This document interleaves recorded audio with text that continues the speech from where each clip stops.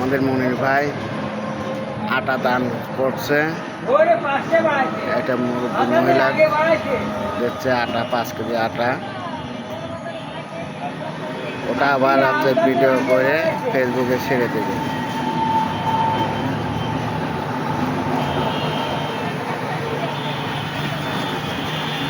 কথাবার্তা চলতেছে।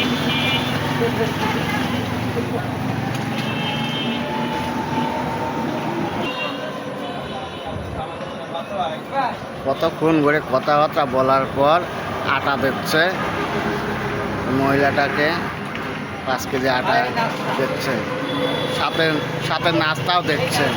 সকালকার রুটি আর হচ্ছে ডাউল ভাজি নাস্তা।